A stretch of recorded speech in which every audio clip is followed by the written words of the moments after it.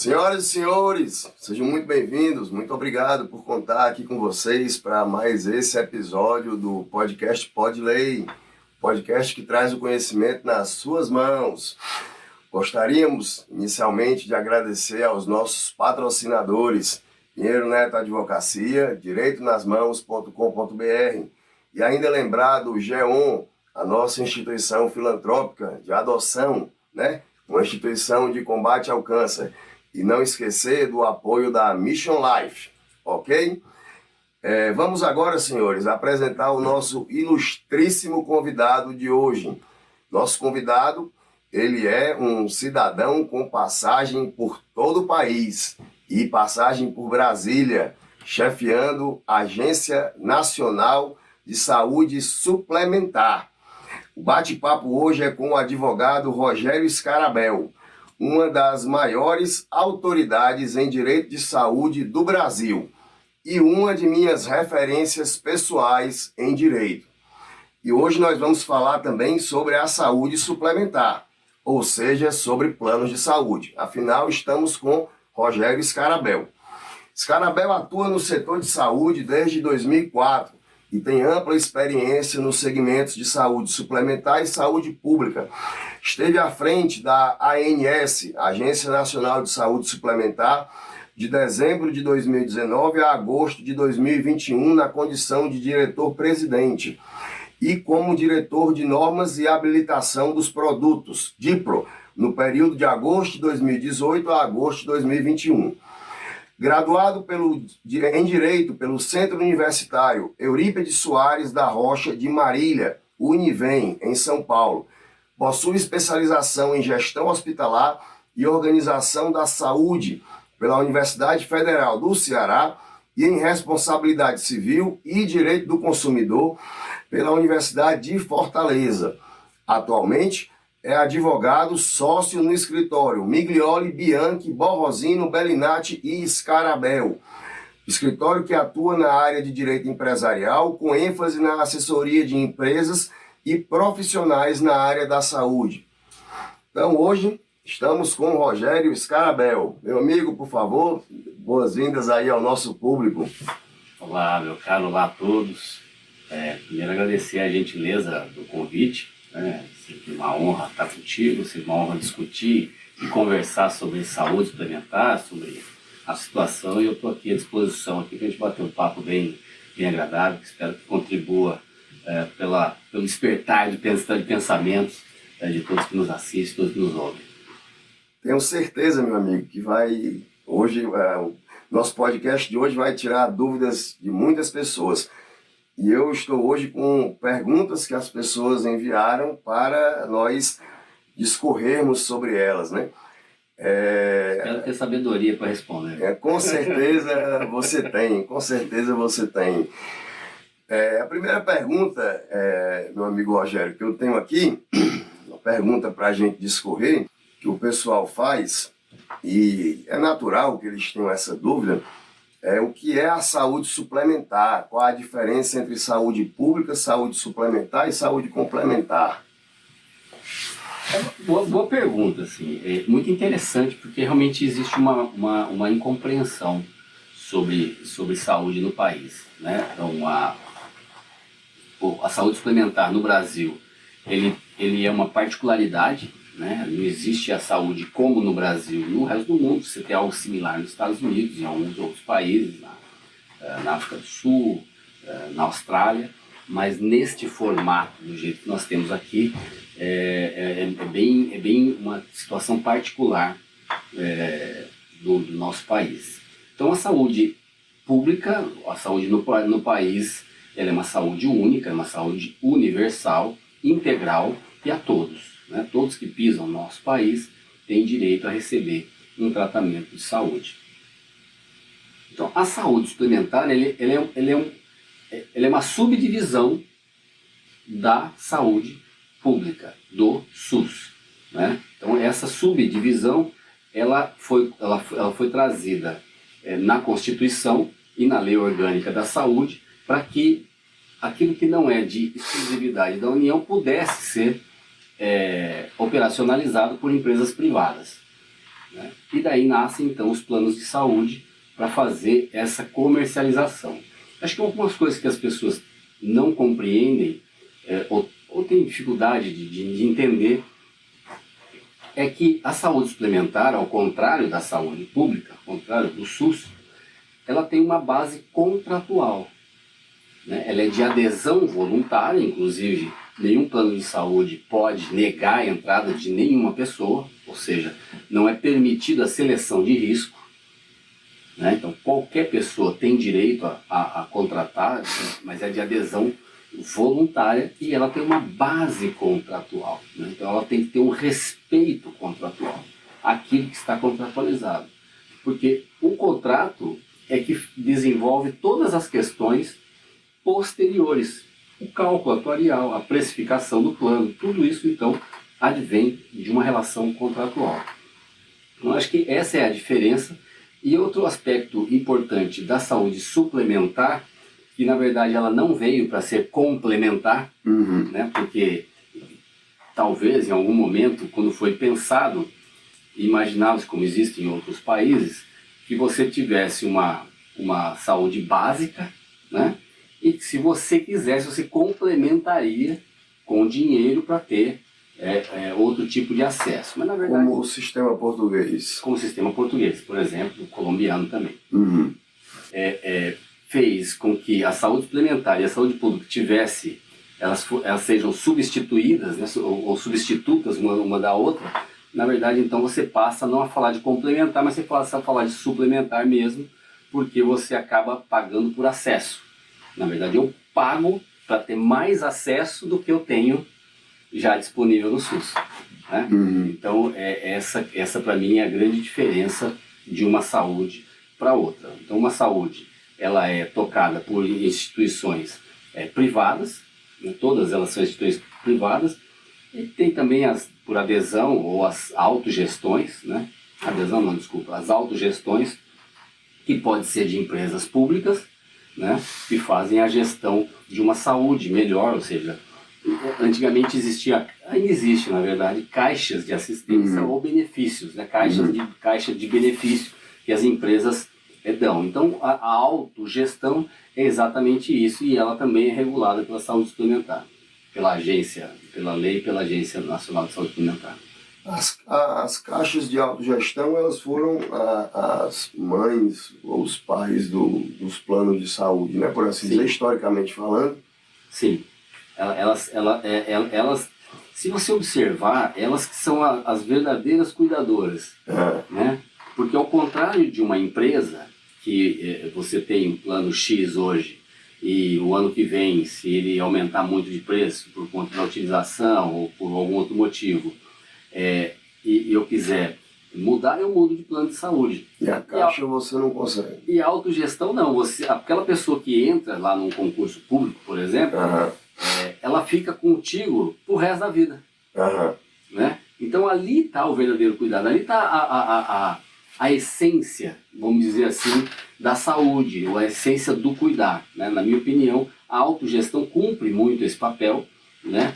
Não por outro motivo, se você olhar os dados, tem autogestão que tem 60% da carteira de idosos, porque num determinado momento no país nós paramos, né, de contratar por concurso público. Então essas carteiras não foram se renovando. Né? Hoje, na verdade, é um grande desafio, né? Essa manutenção da carteira para a autogestão, quando você está falando de rol executivo, quando você fala de grandes incorporações que acontecem no país hoje, e as terapias avançadas que custam milhões de reais, uma terapia personalizada, você tem um problema de sustentabilidade bastante importante, e uma discussão bastante importante sobre essa condição atual da autogestão. Porque fica, talvez, você coloca alguns princípios constitucionais em choque, né? Quando você chega nesse ponto, né? Aquele princípio da reserva do possível, né? O princípio do mínimo existencial, você termina colocando em choque esses dois princípios quando se vê diante de um caso desse, né? O que é que vai ser possível, né?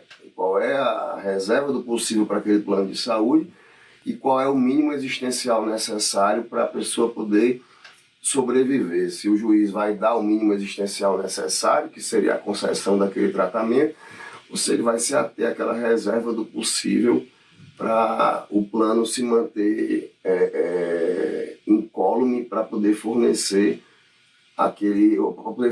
o tratamento para toda a sua carteira, né? E na caixa de gestão, talvez isso fique um pouco mais claro. Agora, talvez os contratos das caixas de gestões, os atos institucionais, sejam um pouco diferentes, se eles recebam verba da empresa pública, né? Eu tenho outra dúvida quanto à caixa de gestão. É impressão minha ou alguns municípios têm transformado os seus institutos de previdência na área da saúde em caixa de gestão? Existe sim várias discussões sobre isso, inclusive, salvo engano, o estado de Goiás está com essa discussão. E isso sempre vem ao debate justamente por essa vontade, né, da população, vontade da sociedade de ter mais acesso à saúde. Né? Então, assim, a caixa de assistência, que quando ela não é regulada pela agência, ou seja, quando ela não é uma caixa de autogestão regulada, ela tem suas regras e os seus limites. Né? Quando ela passa a ser regulada pela agência, então ela tem que cumprir também a regra da ANS, né? As regras da ANS, a regra da regulação, como provisionamento, cumprir o rol e toda a questão de gestão. Então, as questões econômico-financeiras, de produtos, e aí você passa a ter uma outra estrutura, né? Mas é isso que as pessoas almejam, né? Hoje ter um plano de saúde, hoje não, há pelo menos 10 anos que eu conheço as pesquisas, está sempre entre os 3 desejos da população. Carro, casa e plano de saúde? Não, segurança, escola e saúde, né? E plano de saúde. Né? E plano de saúde. E ela está sempre. E a pandemia evidenciou com muito mais força essa importância, essa relevância da saúde. Também a relevância de se ter um plano de saúde. Né? Eu acho, estive à frente da ANS durante a pandemia, né? Um grande desafio. E os planos de saúde demonstraram o quão valoroso foi o trabalho desenvolvido pelos planos, salvo milhares de vidas. Praticamente ninguém ficou sem atendimento, né? Esperava-se até uma situação bem pior, e eles conseguiram. Os planos de saúde foram muito importantes nesse debate. Observe que de junho de 2020 até hoje já entraram mais de 3 milhões de vidas. Né? Então isso mostra a importância e a relevância da saúde suplementar no país. É um aumento muito grande. Eu lembro que a gente já vinha observando desde 2018 até 2020 um crescimento exponencial do número de usuários dos planos de saúde. E aí quando ocorre esse crescimento, o número de pessoas no SUS diminui. Se de repente ocorrer uma queda, vai ocorrer uma explosão do número de pessoas no SUS. Sim. Então você tem uma faca de 2 gumes mesmo quando você está trabalhando com isso. Isso é bem reflexo, né? Sobre falar de vidas. Importante, algumas questões são importantes. Porque o mercado de saúde suplementar está intimamente ligado com a situação econômica do país. Ele é uma linha gêmea, as 2 linhas seguem idênticas com a empregabilidade. Quando você tem uma alta empregabilidade, você tem um aumento de vidas. Quando você tem uma baixa empregabilidade, uma saída, vamos dizer assim, do emprego, você tem a diminuição de vidas. Né? E isso, claro, reflexo do tamanho do mercado. Você tem hoje cerca de 80% do mercado são coletivos empresariais. E tem que ser mesmo. Quando você fala em mutualismo, o importante é que ele seja realmente um mútuo, né? Uma congregação de pessoas para que você consiga suportar essas despesas e até mesmo algumas despesas de eventos catastróficos, né? Então, quando você tem essa diminuição, esse impacto na economia, então você também tem esse problema. Hoje nós temos uma baixa, eu falo para não errar, né? Um baixo índice de desemprego, é isso. O percentual de empregabilidade é baixo. Aliás, é alto. Então você tem um baixo índice de desemprego. Então isso contribui para o aumento de vidas. Sim. Né? Pode observar que no mês de fevereiro teve uma diminuição de 0,25, 0,20, e exatamente, se você fizer a comparativa, é por conta dessas demissões que houveram também, por conta da situação econômica. Entendi. Você falou aí do plano de saúde empresarial. A próxima pergunta que a gente tem aqui, a gente tinha um aqui, só que aí tem outro depois que tem a ver com o que você falou, então eu vou pular a que a gente tem aqui. Quais são os tipos de planos de saúde? Já que você falou do plano de saúde empresarial, né, a gente tem alguns tipos de plano de saúde. Quais são esses? É muito interessante compreender também o mundo, o tamanho do universo que é a saúde suplementar. Né? Você tem a saúde por segmentação, você tem a saúde por modalidade, né? E você tem também a saúde pelo tipo de operação, né? Então você tem o individual e familiar, aquele que você vai no balcão e compra para sua família, para você ou para sua família, individual. Você tem o coletivo empresarial, que é aquele que você tem um vínculo com uma empresa jurídica.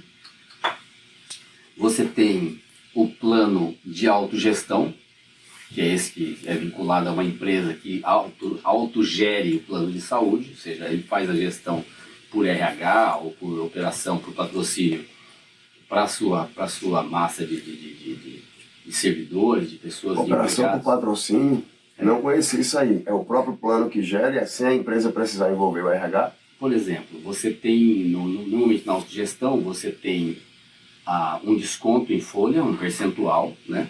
E um percentual fixo, e a diferença tem um patrocinador. Então, sim, entendi, por exemplo, entendi. Banco do Brasil. O Banco do Brasil é um patrocinador da CACI. Né? Então, quando você tem um limite financeiro que você consegue descontar do servidor público, né? Do empregado, e a diferença tem um patrocinador. E pode ser um empregado ou empregador ou ambos. É isso? Como? Que esse patrocinador pode ser um empregado, um empregador ou Não, ambos? O patrocinador é sempre o empregador, né? É sempre a instituição. Né? Isso no coletivo por adesão.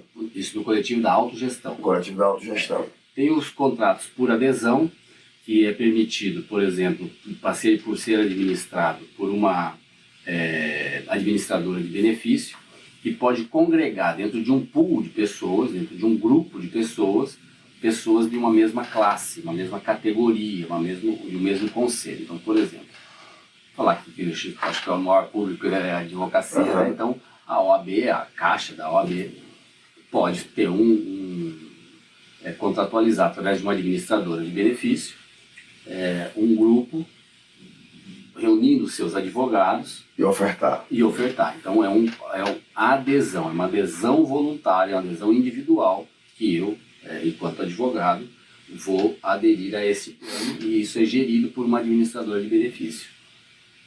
Então é um plano por adesão. Então você tem esses 4 tipos hoje de planos de saúde, de operações, na verdade. E esse da OAB, ela pode fornecer de graça, pagar uma parte ou não pagar nada? Normalmente, na adesão, não existe contribuição da instituição.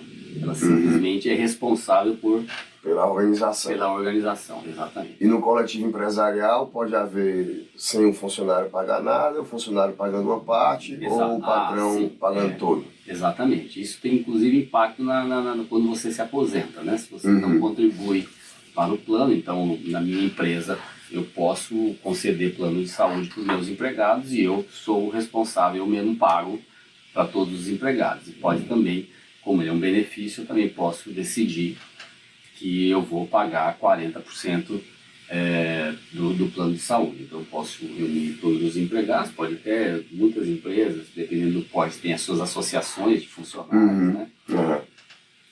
e podem chegar a um acordo. Até o sindicato tem se envolvido nesses debates, tamanha a importância e tamanha a relevância que tem um plano de saúde numa contratação, por exemplo. Principalmente no fim da contratação do funcionário, né?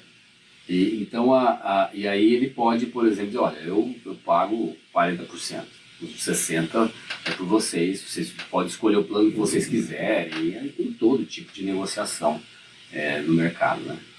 E quais são os efeitos do fim da relação trabalhista com relação ao funcionário haver contribuído com alguma coisa ou não? E o período em que ele teve vinculado ao plano de saúde? Quando o empregado não contribui com nada, né, assim, não faz contribuição para o pagamento, então quando ele é demitido sem justa causa, quando ele sai da empresa, ele não tem direito à manutenção do plano, nas regras que estavam. Ele pode sair e contratar um plano da forma que ele quiser, entender. Mas ele não tem direito à manutenção do plano. Quando ele paga, quando ele contribui com uma parcela desse valor, então, quando ele sai, ele tem direito de permanecer com esse plano até pelo menos 24 meses. Aí tem um cálculo proporcional de quantos anos você fica na empresa, ele vai até 24 meses para que você permaneça nessas mesmas regras, né? Então, quando você se aposenta e quando você sai da empresa, quando você é demitido, né? E existe também agora uma discussão muito interessante, e eu acho muito interessante essa discussão. A gente podia fazer qualquer dia, não dá para fazer agora, a gente podia fazer qualquer dia, que é em relação aos acordos agora, porque como a lei permitiu, né, sim. A realização de acordos, o aperfeiçoamento da regra, né, ele você fazer acordos, e existe todo um debate se você pode conceder ou não o plano de saúde nesse acordo, né? Porque não é sua liberdade, não é a liberdade do patrão, né? Exatamente. É muito interessante esse debate. Tá sempre em discussão em PDV, quando a empresa faz o PDV, né? Se ele ficaria, eu posso, evidentemente, falar, olha, eu vou te dar como estímulo, incentivo à sua saída, por exemplo, 5 anos, eu pego e pago. Esse é um ponto. Mas não é isso que eu estou falando. Porque ele não tem direito a ficar 5 anos, que você não sabe se o plano de saúde quer uma pessoa com um plano de saúde individual. Então, o debate é se ele pode permanecer no contrato da empresa, entendeu? Porque ele se desligou da empresa, né? Então esse é um debate bastante interessante. Qualquer dia a gente podia chamar alguém específico para falar sobre isso. É muito interessante esse debate. Quais desses planos, meu amigo, estão subordinados ao reajuste anual pela ANS, de todos esses planos? Só o individual e o familiar? Ou indiretamente todos estão? Isso, excelente pergunta. Isso realmente é uma dúvida. Então vamos lá. Todos os reajustes são monitorados e estão sobre a guarida da Agência Nacional de Saúde Suplementar. A diferença é que no plano individual, e também uma outra questão que é muito corriqueira a gente ouvir, e que também não é muito conforme com a legislação. A agência não define o reajuste. Ela só indica, e os planos têm até aquele valor. Ela determina um teto.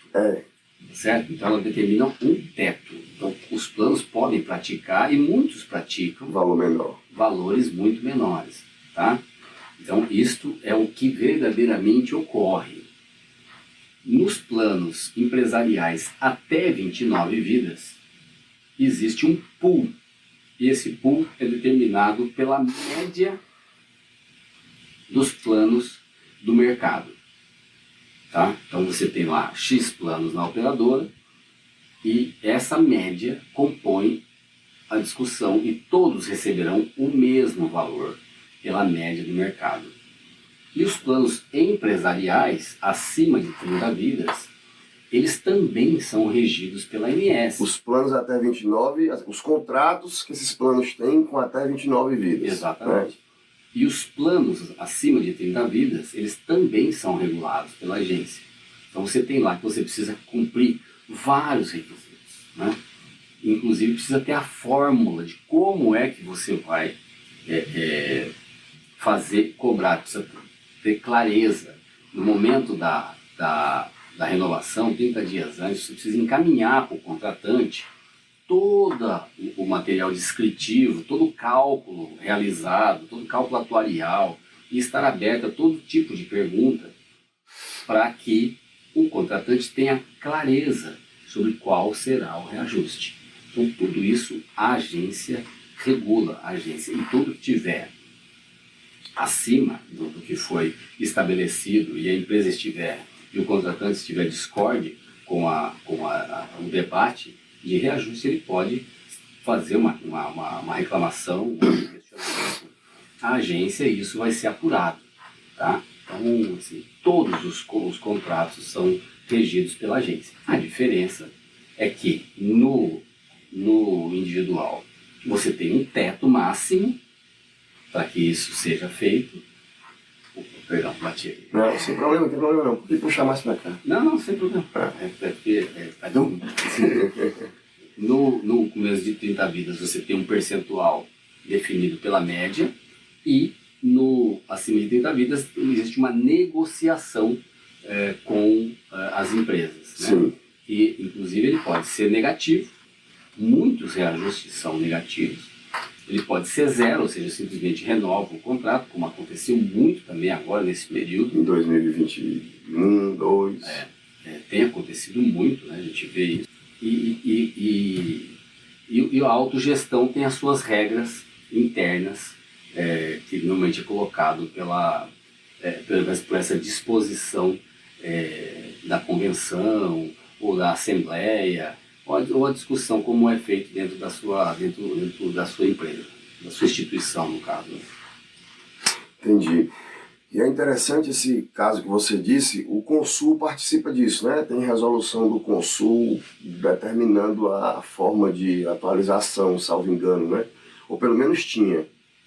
O Consul, é muito interessante você falar isso também, porque acho que as pessoas também não têm muita compreensão do que é o Consul. Quando a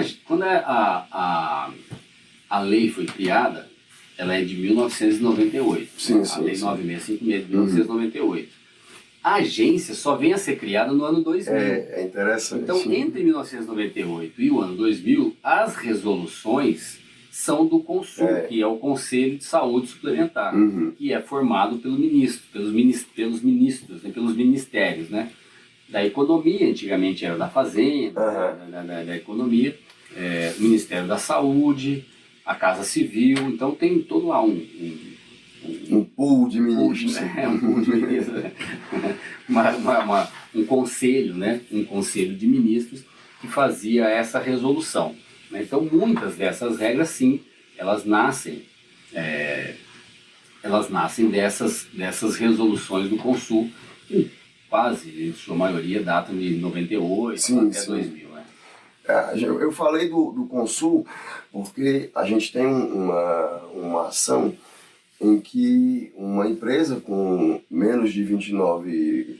Na realidade, a empresa tinha até mais, mas como a empresa tinha 2 planos de saúde, nenhum dos 2 planos de saúde, nenhum dos 2 contratos tinha mais de 29 vidas, né? E aí, um dos 2 contratos, a empresa resolveu rescindir. O plano de saúde resolveu rescindir.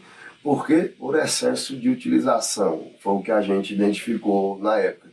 E realmente havia. O próprio dono da empresa dizia que toda semana faltava uns 2, 3 funcionários para poder se consultar.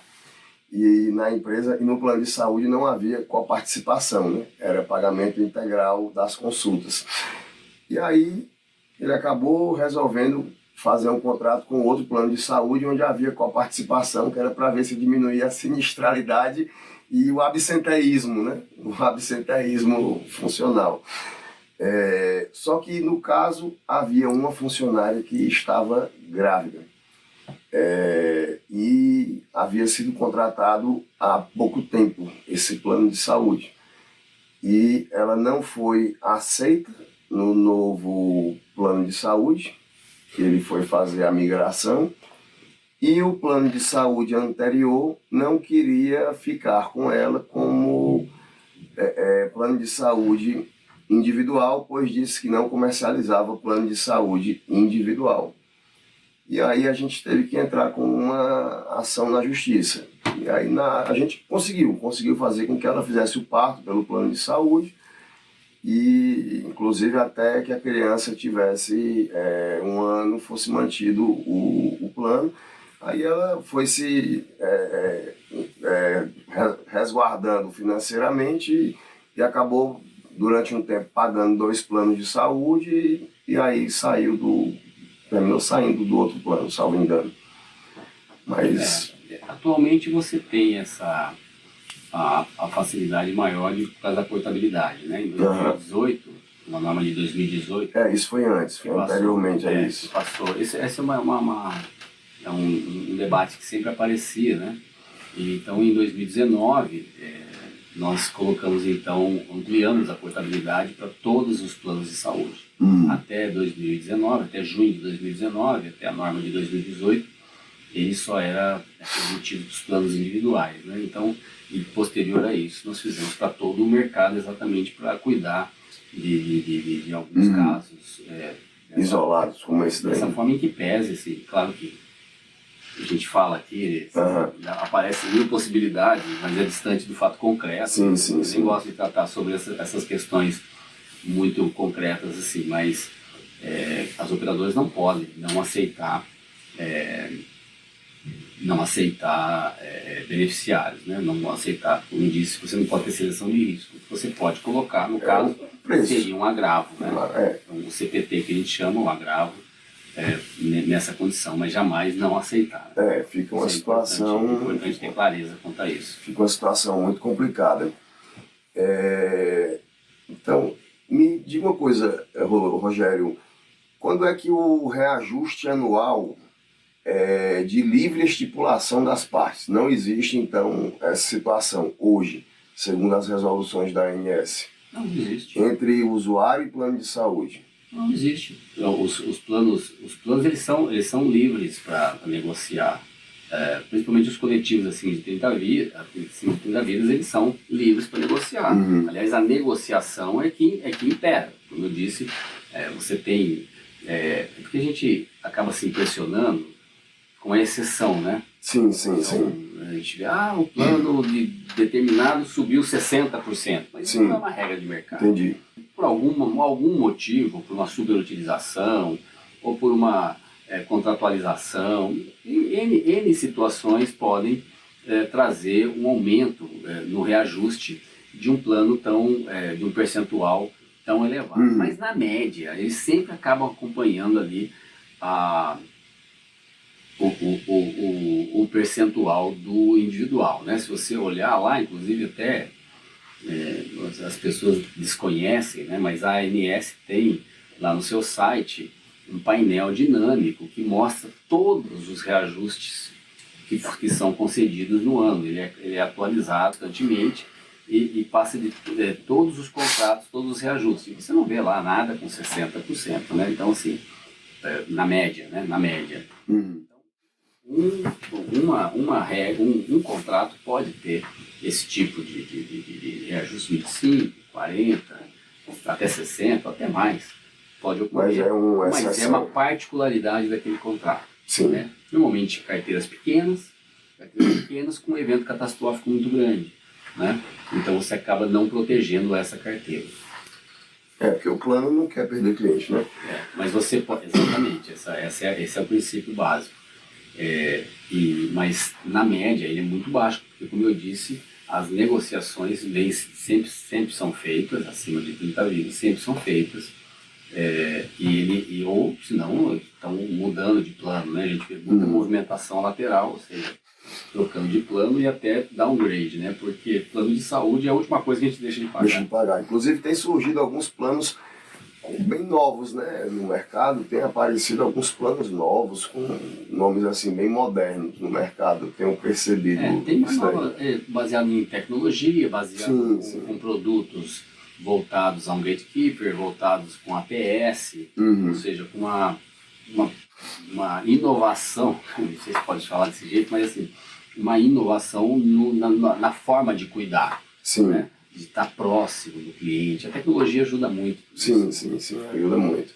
Não sei até quando ela vai ajudar. Ela sempre ajuda. A tecnologia, eu fiquei muito feliz recentemente por conta da lei, né? A lei da telemedicina. Sim. Porque ela nos leva a um outro patamar. Então, a gente pode falar da telemedicina, mas a partir do momento em que você tem uma telesaúde, uma telemedicina incorporada na lei orgânica da saúde, então isso significa que isto é uma base, isso é um pilar da saúde. Então ele passa a ser carteira, por exemplo, na minha opinião, uma cadeira obrigatória na formação do médico. Né? Então isso ajuda muito, porque a tecnologia ela vem para aproximar as pessoas e não distanciar as pessoas. Né? Então se consegue, por meio da tecnologia, atender pessoas, e o Brasil depende muito disso, ou deveria investir mais nisso. Sim. Por conta do nosso tamanho, a nossa proporção, né? Nós estamos quase um continente todo. Então, essa dimensão que nós temos, a telesaúde pode sim, pode aproximar. É claro que você precisa ter um bom, como eu disse, um entusiasta dessa medida de ter a lei e de ser introduzida na lei orgânica da saúde, exatamente por isso, porque você precisa melhor formar o profissional, precisa ter uma melhor compreensão. Mas isso tudo é uma adaptação natural da cultura, uma adaptação natural da tecnologia mesmo. O meu sobrinho, ele passou agora, até ele passar na residência médica fora, ele passou 6 meses ou foi 10 meses trabalhando em telemedicina. A gente viajava, ia para o interior, e aí ele ficava trancado no quarto enquanto estava atendendo. E ficava trabalhando em telemedicina. Isso é muito interessante, né? Porque conforme você muda a geração, você muda a cultura, né? Você estava falando do seu sobrinho, já me lembrando do meu filho, né? Meu filho com gripe, poxa, mas precisa ir no hospital? Ele já tem outra forma de pensar, né? Quando tem outra forma a gente passa mal, tomando instintivamente vou para o hospital.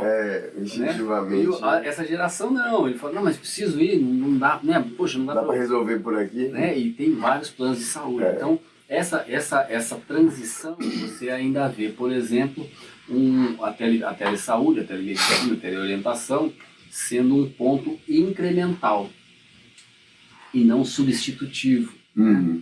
Então, ou você fecha a porta do hospital, por exemplo, né, do pronto atendimento, e essa é a única porta, e o seu produto é esse, é o que essas operadoras mais recentes fazem, né? Não que fecha a porta do pronto atendimento, não é isso, mas já contratualiza, já tem uma cultura de que você, ao contratualizar, você já sabe que para você ir ao hospital, você precisa passar primeiro pelo celular. Pelo aplicativo, primeiro pelo médico que está à sua disposição. E tem toda uma tecnologia, toda uma estrutura muito né, para isso. A primeira parlamentar que falou de telemedicina foi a deputada Soraya Manato, né, que trouxe uma lei. A gente, inclusive, na época do Covid, fez um podcast com ela pelo Instagram, na época dos podcasts, das lives do Instagram, a gente fez um podcast com ela, foi bem interessante. Muito legal.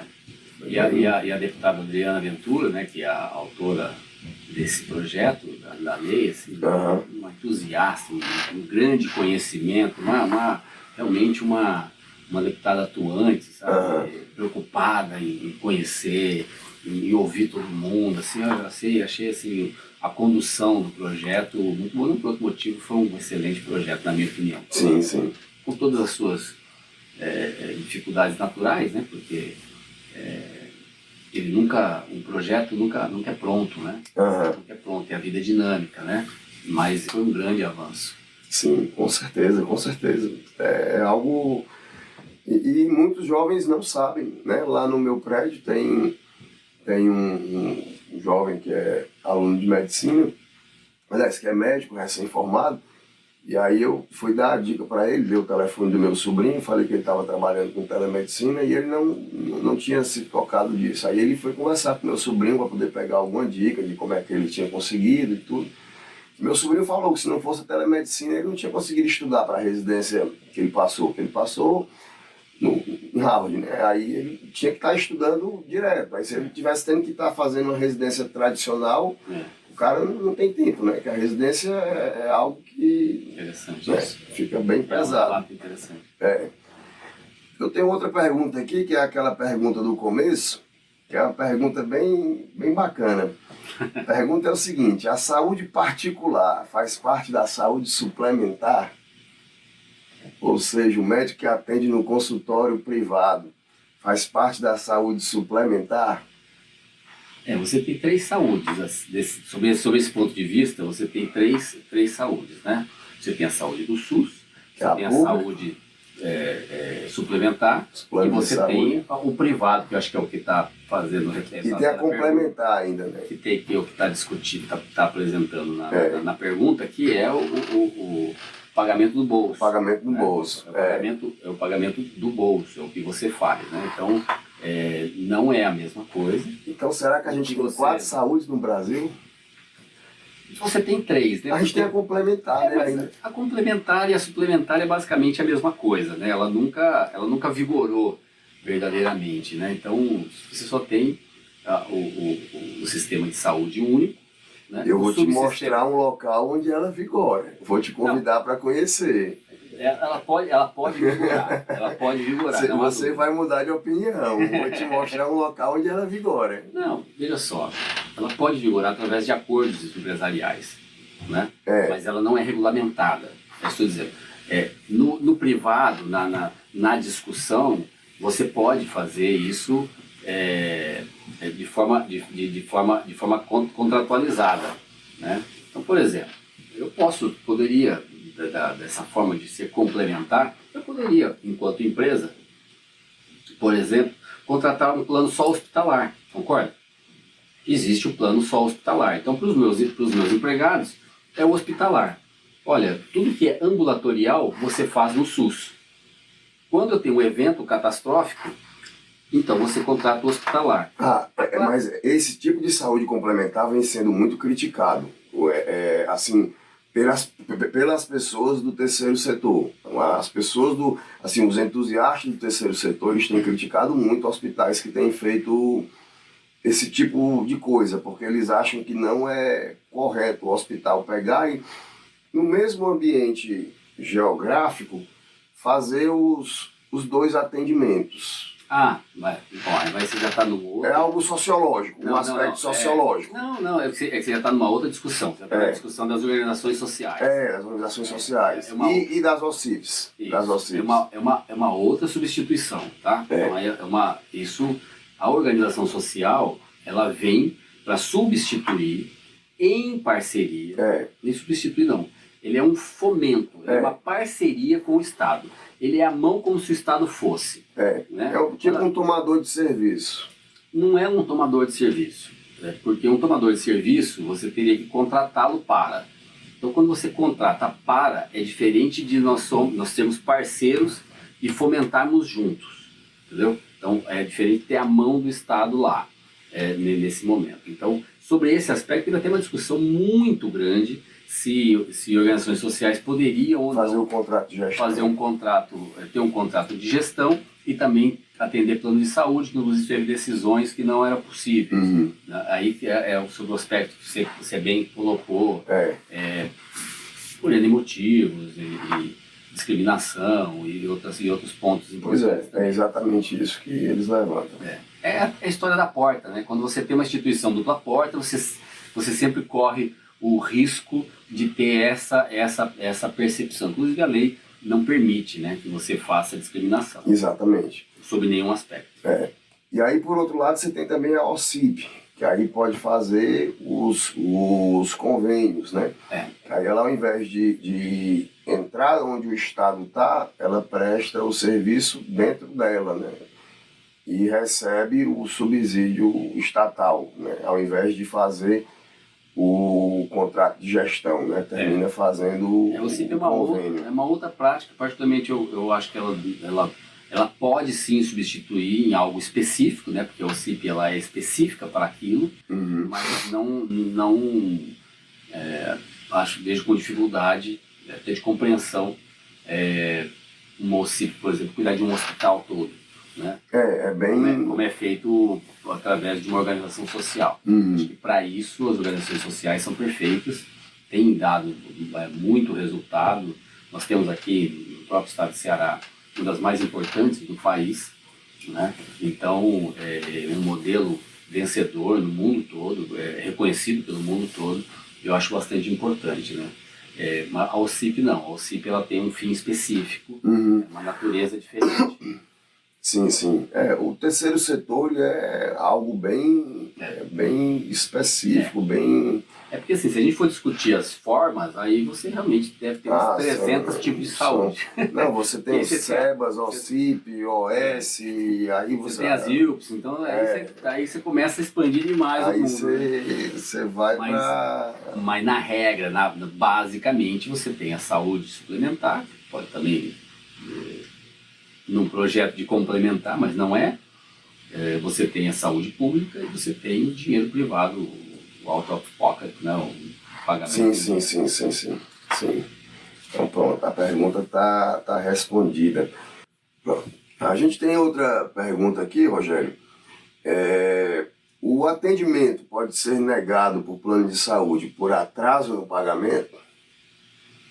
Essa é uma discussão bastante importante, né? Eu entendo que não pode ser negado o atendimento por atraso de pagamento, porque o contrato permanece rígido até a suspensão total, que tem a regra lá no artigo 13, se não me engano, na Lei 9656, em que você faz a notificação e em seguida você é retirado do plano. Por outro motivo, quando você é retirado do plano, a operadora tem o direito, inclusive, a cobrar essas mensalidades. Então, se existe uma prestação e existe uma contraprestação, eu não consigo visualizar o porquê que haveria uma negativa de atendimento. Não haveria, depois desse prazo não haveria, né? Não, depois do prazo o contrato está extinto, né?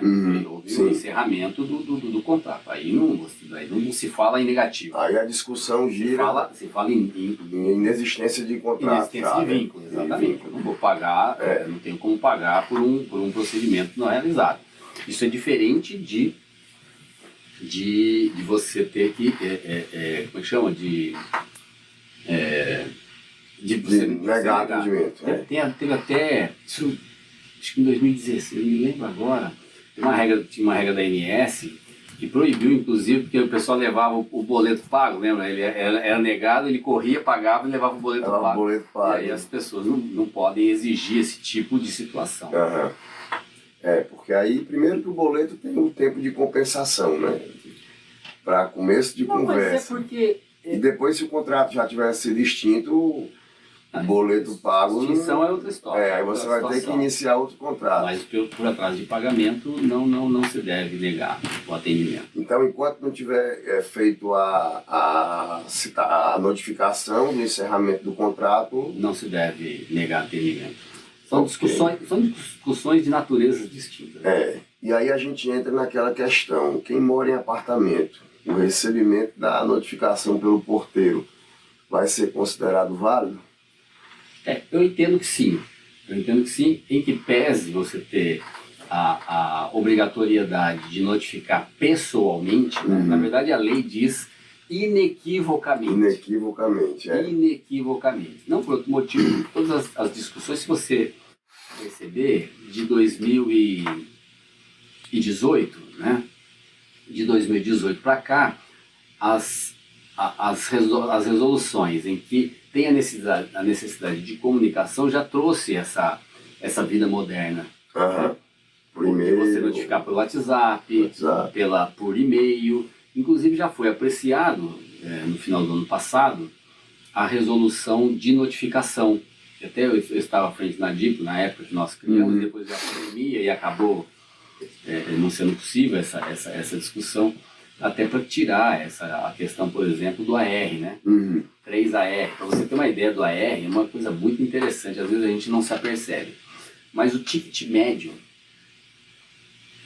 num plano odontológico, é de R$18. Eu ia dizer isso daí, aí eu falei 20, mas eu ia dizer 18. É de 18, claro, pode ter mudado, por reajustes também e tudo mais, mas assim, na média é de R$18. E um AR... Deve ser isso mesmo, que lá em casa eu pago um que tem nós 4, meu pai e minha mãe, e o outro é só a Daniela, tá 27, deve ser isso aí. E o AR, ele, na época que nós fizemos a pesquisa, custava R$15,60, né? Ora, poxa, aí vai qual ser é a 3 lógica? parcelas. Exatamente, não tem lógica isso, principalmente no mundo em que nós vivemos. Mas claro que você precisa ter uma segurança. Então, a segurança que foi encontrada, por exemplo, de você registra o e-mail. Inclusive isso no próprio Código do Processo Civil vem trazendo, né? Uhum. O e-mail que você declara, você é responsável sim. por aquilo. Você não pode ficar mudando de e-mail, depois justificado o e-mail e tudo mais. Então, a agência vem avançando nessa discussão e vai ter uma norma específica sobre essa questão da notificação, que vai ser bastante importante. E aí prevê o WhatsApp, prevê e-mail, prevê outras formas que não o AR, que gera um custo milionário. Sim, é um custo muito grande. Poderia ser só uma carta, o envio de uma carta, ou a entrega de uma carta pelo próprio plano de saúde com o recebimento do... mas... Se bem que até isso ia gerar um custo do funcionário de gasolina. Exatamente, isso é mais caro ainda. Principalmente numa cidade como São Paulo, né? Realmente ia ser um custo muito alto. Em cidades o valor é bastante alto. Ia ser um custo muito alto. E a pessoa mudou de endereço, assim, porque acaba que você tem toda uma proteção, né? Sobre a questão do consumidor, né? Uma proteção que precisa também dar uma flexibilizada também. Uhum. Inclusive na questão de citação também, né? A gente tem que se modernizar, né? Também que você... existem alguns processozinhos no escritório de cada advogado que são aqueles processos abençoados, né? Que às vezes tem uns 10 anos e você não conseguiu citar e é um processo super simples, né? E você não consegue a citação por edital. Acho que todo escritório tem algum processo desse daí, né? Você não consegue e mesmo sabendo que a citação por edital vai ser caríssima e não faz a menor ideia se vai conseguir resolver o problema porque não sabe se a outra parte vai ter alguma coisa. Mas ninguém consegue simplificar esse tipo de coisa. Eu vou entrar agora num... Aliás, tem outra pergunta aqui que ainda está na questão de índice, que eu vou te fazer. A pessoa perguntou, como é calculado o índice de reajuste de plano de saúde da ANS? Bacana, boa pergunta. Sabes como é feito esse cálculo? Na nova metodologia eu estava à frente da diretoria, né? Porque a diretoria que eu atuava, eu tive a felicidade de atuar, né, na agência, ela cuida desse assunto, né? A atribuição dela é definir o reajuste, a incorporação de tecnologia, a portabilidade, né? Todas essas discussões que atingem diretamente a sociedade, o beneficiário, passam pela DIPRO também, né? Então, e a maioria são atribuições da DIPRO. Então, tentar ser bem simples para a gente compreender. O reajuste individual, ele é formado numa proporção de 80% de variação da despesa assistencial de um ano para o outro e 20% do IPCA. Certo. Tá? 80% de variação da despesa que a gente chama de IVDA, que é o Índice da Variação da Despesa Assistencial, de um ano para o outro. Então, em 2023, o reajuste que vai ser anunciado agora, maio, junho, ele é composto pela diferença do ano de 2022 comparado com o do ano de 2021. Tá? Variação da despesa das carteiras reunidas.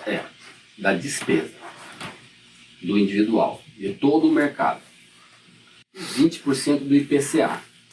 Nesse IPCA é expurgado, porque não sei se vocês já tiveram a oportunidade de ver a cesta do IPCA, ele traz lá vários requisitos. E nesses requisitos da cesta tem contratos de plano de saúde. Então esse item é retirado, porque senão eu estaria retroalimentando. Então, esse item é retirado. Então essa proporção de 20% é do IPCA expurgado o item contratos de planos de saúde. Desse valor, você retira também o valor de faixa etária. Porque faixa etária é aplicado só depois. Tecnicamente, ele é um reajuste, porque reajustar é alterar o valor, claro. Mas ele não é um reajuste financeiro, ele é uma alocação de risco. Também há muita confusão na compreensão do que é a faixa etária. Tá?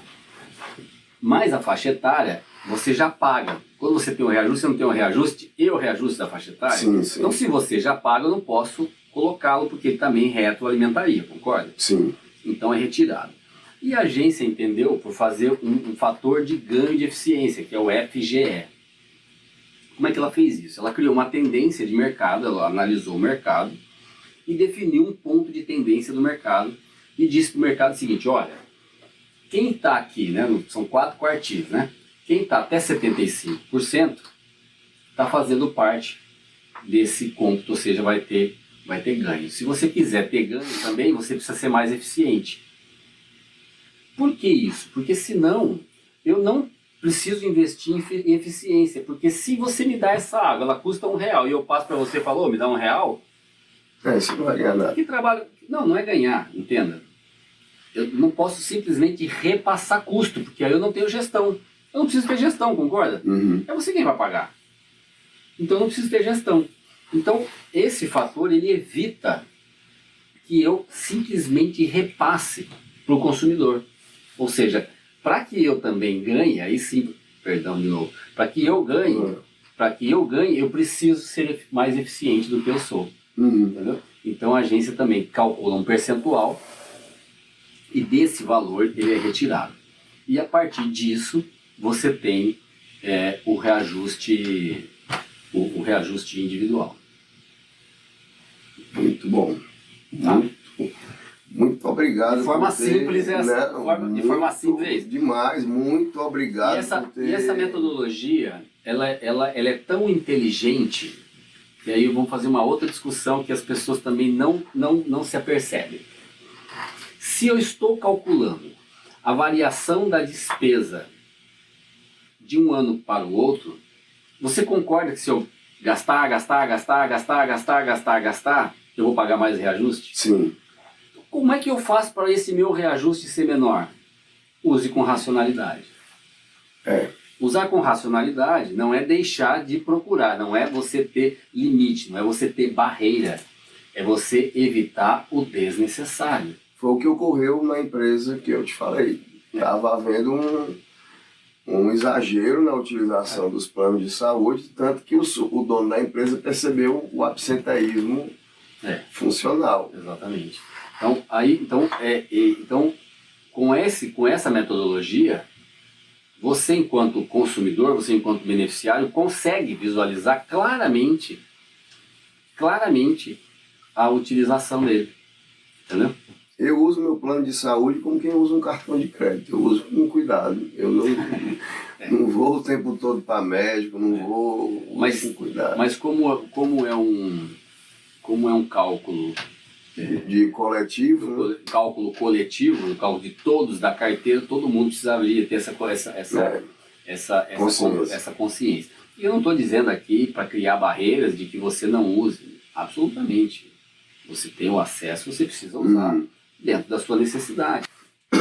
Mas o uso indiscriminado, ele prejudica não só você, prejudica todos que fazem parte dessa...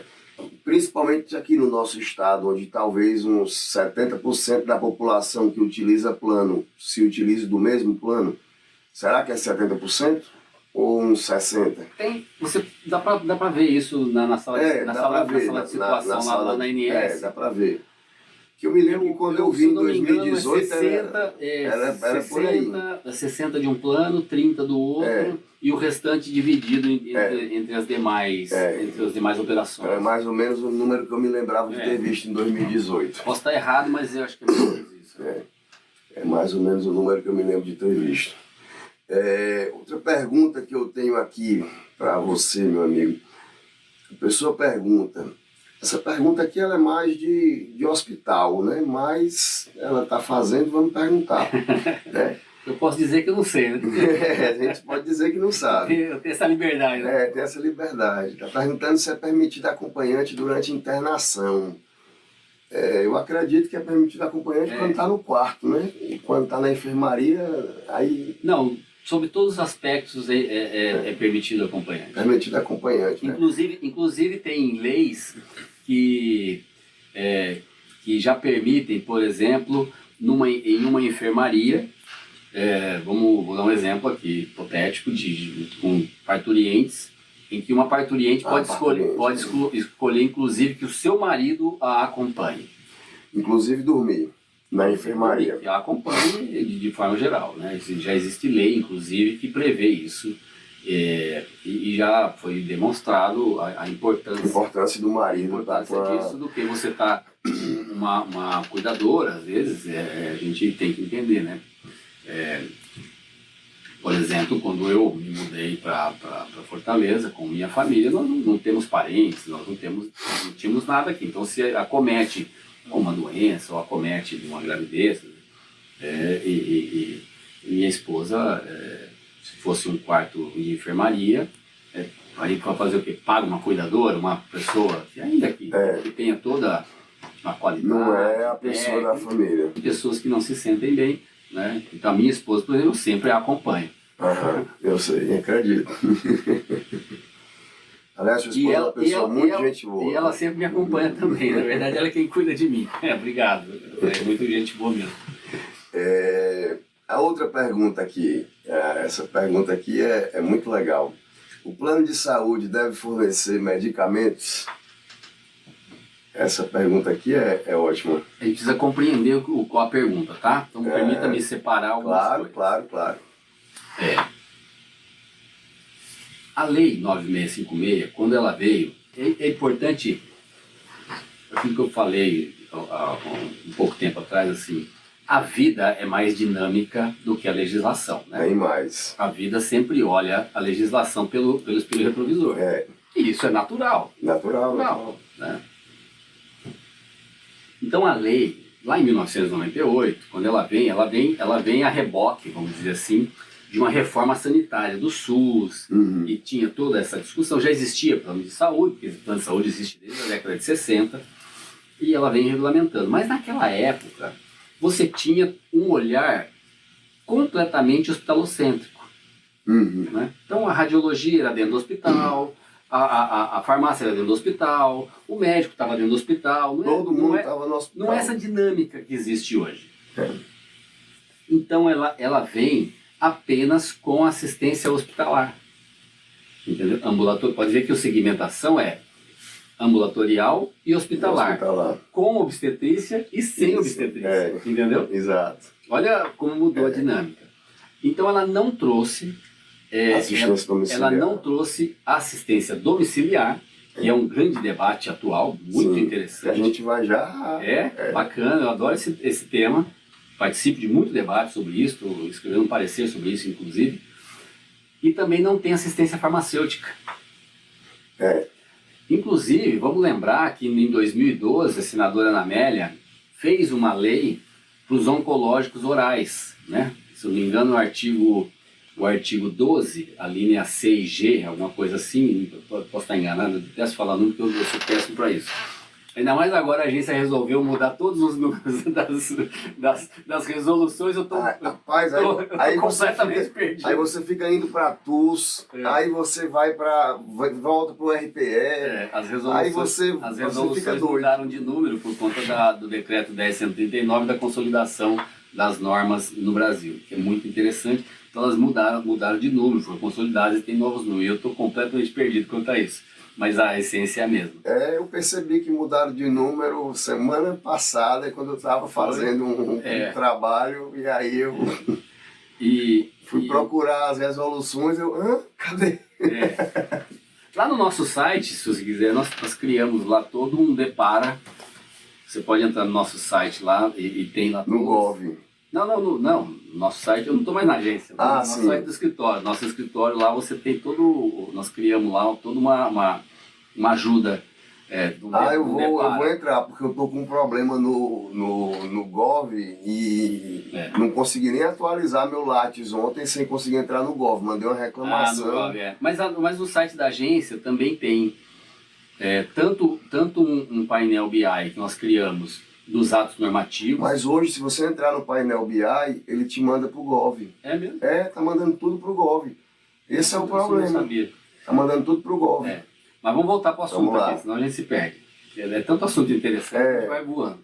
Aí você vai pro Gov, aí eu tô com um problema no Gov. Eu vou tentar nesse computador hoje, eu estava em outro computador ontem, eu vou tentar nesse hoje. Eu acessei ontem os painéis e não tive esse problema. Eu acho que o problema foi só comigo, que a minha sócia conseguiu, o problema estava comigo.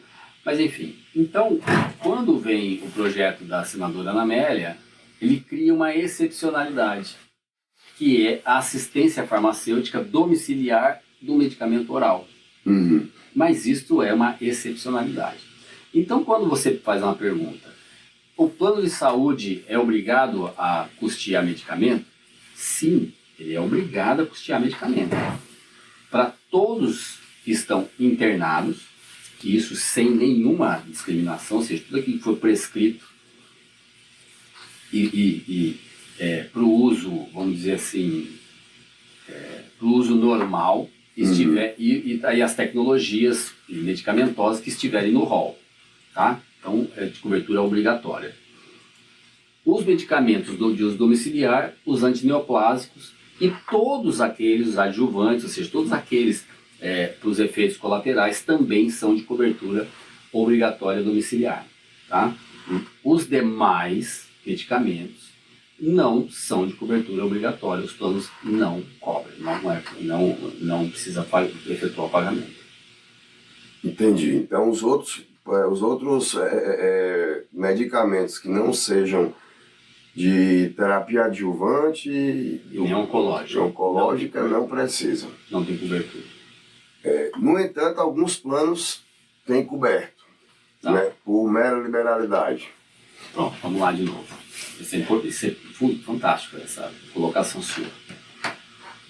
O rol, ele é taxativo. Uhum. Tá? Quando o rol, você diz o rol é taxativo, é porque a operadora tem que oferecer pelo menos aquilo. Não pode deixar de cobrir. Ele é taxativo. Agora, ele é o que foi contratualizado. Então, se eu contratualizo o mais, tem muita operadora que faz cirurgia estética. Quando eu falo sobre isso... Tem muita operadora que já contratualiza home care. Tem muita operadora que você... já tem operadora, você falou das operadoras mais modernas, tem operadora que já disponibilizou para os seus beneficiários relógios e pulseiras que monitoram eles 24 horas para que eles não precisem sair de casa.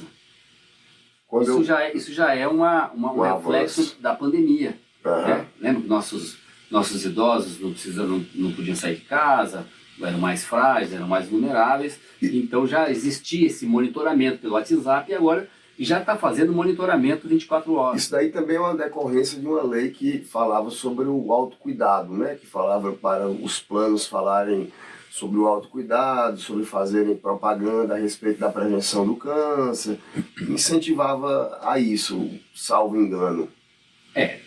Não sei quando ou foi alguma resolução, eu não sei quando você fala lei, ou foi lei ou resolução. A ANS tem uma resolução de Promoprévio, ou seja, de promoção, de prevenção a riscos e agravos à saúde, que é o programa de Promoprévio. Inclusive teve um seminário nacional lá em São Paulo, ontem e hoje, se eu não me engano. Ontem com certeza, hoje eu acho que deve continuar. É muito interessante que está fazendo o aperfeiçoamento dessa resolução.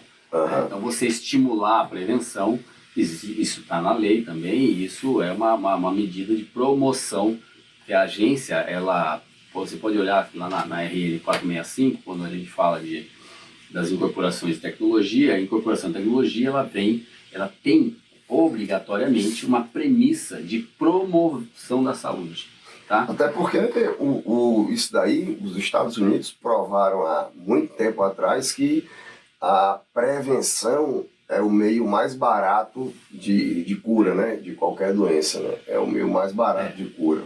Não sei se de cura, né? Mas quando você investe em prevenção, você deixa de gastar. Assistência, pronto. Você deixa de gastar em tratamentos mais agudizados em torno de 5 vezes. Isso daí, inclusive, é uma das razões do nascimento do GEON, que é uma nossa instituição aqui de acolhimento aqui. Nasceu por conta que o fundador foi, durante o mestrado e a residência, foi fazer algumas cadeiras do mestrado na Universidade de Washington. E lá ele viu um trabalho gigantesco de prevenção no câncer. Legal. E aí quando ele voltou com a ideia de criar uma instituição que trabalhasse na prevenção do câncer. Aí nasceu o GEON. Que eu vou te convidar para conhecer depois. Com muito prazer, obrigado. Te convidar para conhecer lá, você vai gostar muito. Bem, continuando, meu amigo. Continuando. Queria perguntar para ti agora, já que você falou sobre home care, essa pergunta aqui é minha, para a gente levar o conhecimento aí para os nossos ouvintes, né, para a nossa plateia. A diferença entre assistência domiciliar, internação domiciliar e atenção domiciliar. Para mim não tem diferença nenhuma. Na saúde suplementar não tem diferença nenhuma. A discussão muito do home care é se tem cobertura ou não tem cobertura, né? O que eu vejo do home care, eu acho que é um debate importantíssimo. E por que ele acho que a gente precisava contextualizar o quão importante, o quão significante foi a pandemia, né? A pandemia mudou a nossa forma de ver saúde, né? Simplesmente ela mudou. E a tecnologia que vem depois disso,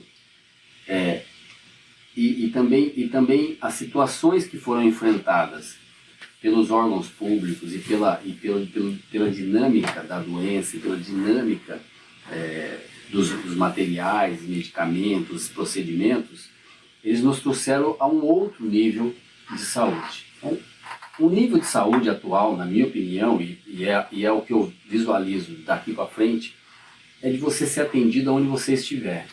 Tá? A pandemia mudou o nosso jeito de relacionar, concorda? Concordo. Até porque eu acho que o plano de saúde... Ela mudou o nosso jeito de pensar. Não plano de saúde não, estou falando de saúde em geral. Sim, sim.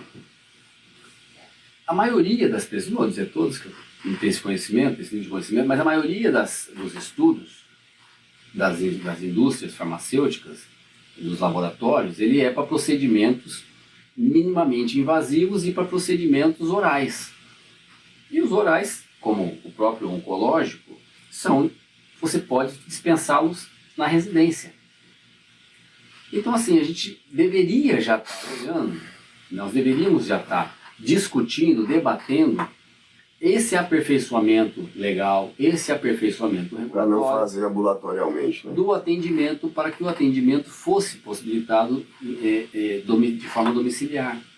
Porque o autocuidado, o cuidado à distância. Eu citei há pouco a importância da telesaúde, da teleorientação na lei orgânica e na importância da formação do médico, e também o reflexo disso quando você vai ter, por exemplo, casas inteligentes para cuidar das pessoas. A gente esquece que nós temos um processo de envelhecimento mais rápido do mundo no Brasil hoje. Em 2030 nós já vamos ter mais idosos. 2030. Não estou falando 2030, é 2030. 2030, bem aí, tá batendo na porta. É bem aí, né? Bem aí. Exatamente. Nós já vamos ter mais idosos no Brasil, né? Nós estamos preparados para isso? O que mais, o que mais mata hoje no mundo são as doenças crônicas não transmissíveis. Nós saímos daquela ideia do infeccioso, do contagioso, agora são as doenças crônicas. Sim. Nós estamos preparados para isso? Onde estão os crônicos? Os crônicos não necessitam, via de regra, De uma internação.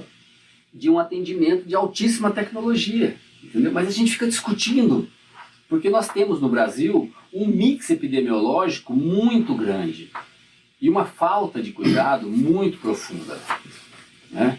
Então, quando você fala de home care, a gente precisa elevar essa discussão. Também quando a gente vê a questão do sanitarismo, né? Isso da água, né? Pouquíssimas pessoas têm acesso ainda à água sanitária, né? Ao esgoto sanitário. E enquanto se existem tecnologias de se limpar a água tão facilmente disponíveis no mercado, tecnologias baratas que chegam a custar até 6 centavos o litro d'água, que poderiam estar disponíveis no interior do Brasil inteiro. A nossa desigualdade, quando eu falo de mix epidemiológico, eu estou me referindo exatamente a isso. Assim, nós estamos aqui na discussão do Carcel, do Zolgesma, tecnologias higiênicas, tecnologias avançadas. Nós estamos falando da casa aqui de $400 mil, de 2 milhões de reais, 1,5 milhão, 2 milhões de reais para uma pessoa, o que é muito importante, mas nós temos sarampo, nós temos cólera, nós temos tuberculose de volta, nós estamos aí com o problema da vacinação de pólio, né? Então nós podemos ter a volta da pólio. Então esse mundo, ele mudou muito a configuração do cuidar. Então eu entendo que nesse aspecto, o home care, atenção domiciliar, ou internação domiciliar. Porque quando você faz essa pergunta, me parece que você fez aquela lógica das decisões judiciais, onde os juízes conseguem o domiciliar porque é o mesmo que está internado, ele só é uma continuidade da internação. Existem algumas, onde nós encontramos foi eles fazendo uma diferença pela intensidade do que era fornecido. Eu acho que muito mais importante do que isso, exemplo, por não ser de cobertura obrigatória, em que pese muitos planos de saúde darem essa cobertura, e às vezes eles têm atendimentos, o próprio plano vai até a residência, o tal domicílio, para fazer uma aplicação do medicamento regular, por exemplo, antibiótico, fazer antibiótico terapia, em vez de você ficar internado, eu vou na sua residência e faço, porque você toma medicamento um dia, e um determinado momento do dia, e fica 24 horas para tomar outro. E a discussão gira... Então não há necessidade de você ficar exposto a elementos químicos, elementos biológicos dentro de um hospital. Então tem essa lógica, né, de você fazer o atendimento. Mas isso é uma eu não vou nem dizer que é uma liberalidade, porque isso na verdade é uma proteção do plano de saúde. Né? Ele está protegendo o beneficiário, ele é até mais barato, e tudo mais. Isso requer estrutura também, então isso também é verdade. Então eu penso que esse debate talvez seja um dos mais importantes hoje, junto com as questões das tecnologias avançadas, com os raros e o atendimento domiciliar. Eu reputo que seja um dos grandes debates. Na verdade, Pedro, era isso que a gente devia estar discutindo, entendeu? E nós estamos perdendo tempo com um assunto de 20 anos atrás, se rol exemplificativo ou taxativo. Isso é uma perda de tempo. É uma coisa, assim, insana, né? E com tanta o que está sendo discutido tanta coisa relevante, e no Congresso. Né? Tanta coisa relevante para a gente estar discutindo, por conta da velocidade na tomada de decisão, da evolução da tecnologia. Nós temos hoje mais de 1.800, 1.600 startups só de saúde no país, resolvendo esses problemas, esses gargalos, e nós estamos discutindo coisas que para mim não fazem nenhum sentido. Uma discussão antiga, e o STJ se deteve a ela por um bocado de tempo, fazendo com que o Congresso tivesse... É o papel dele. Sim. Então, assim, esse assunto eu reputo que é de fundamental importância. a definição do home care seria hoje muito mais importante. Não é home care, o atendimento domiciliar. Sim. O atendimento domiciliar. O medicamento oral, a dispensação do medicamento oral, como é que isso é feito, como é que é analisado, né? A importância da análise na agência, na Conitec, na INS, na Conitec. Sim. Então, acho que esse é um debate talvez valoroso. Com os mesmos critérios dos medicamentos de alto custo estabelecido pelo Luiz Roberto Barroso. É um critério interessante, né? Sim, tudo tem que ser analisado, né? Tem que ser mais do que aquilo. Né? Não, mas eu digo assim, naquele rumo, né? Critérios naquele rumo. Não, eu acho que tirando a questão da necessidade de comprovação de falta de condições de compra, que é o único critério ali que eu acho que... Porque a dele é voltado muito para a questão de sustentabilidade, mas isso é um outro assunto. Quando você... São coisas distintas, tá? Uhum.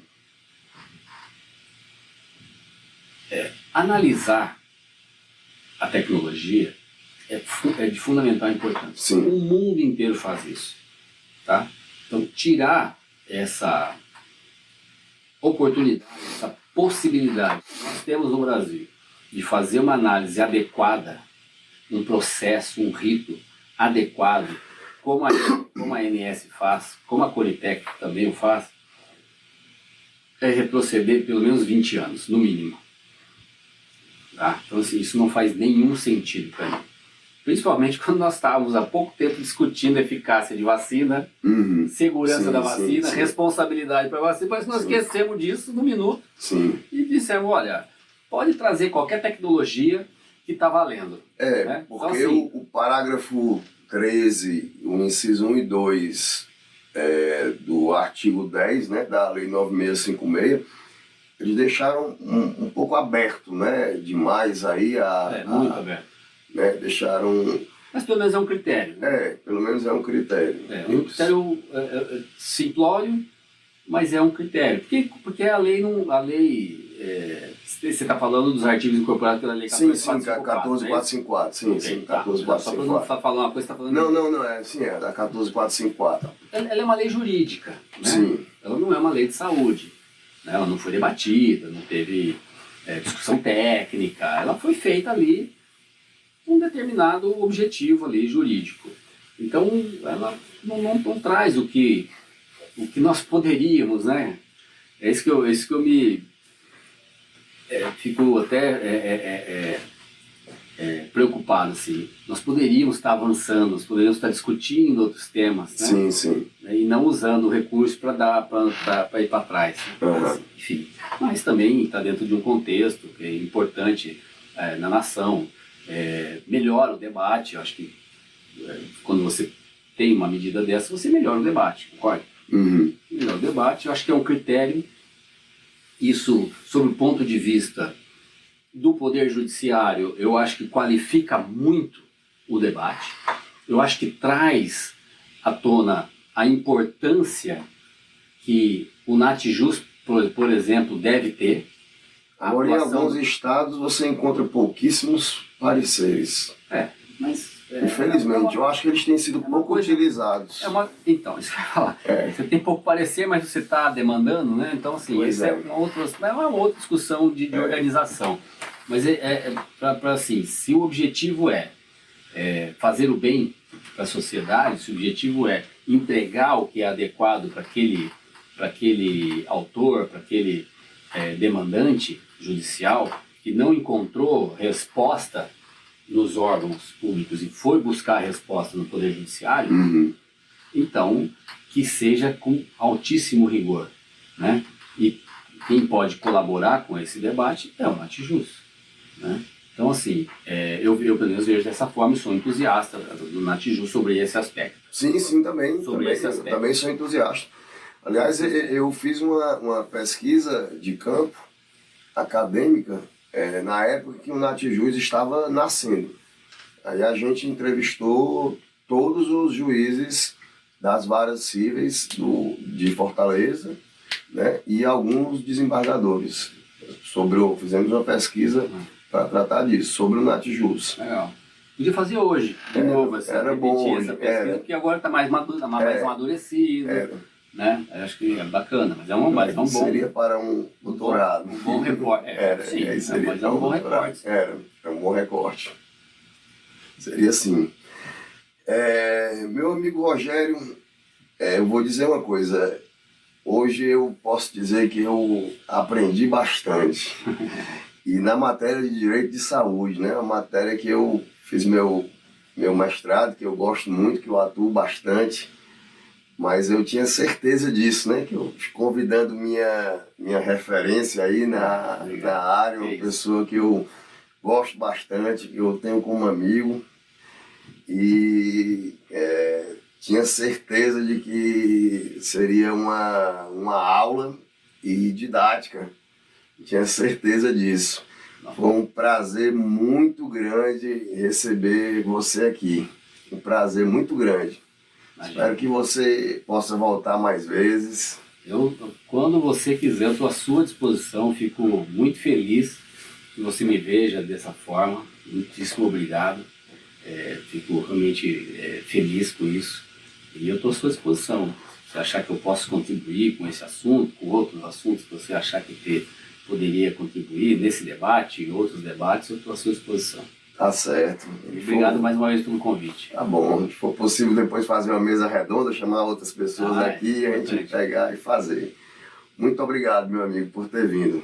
Agradeço demais a sua presença. Valeu.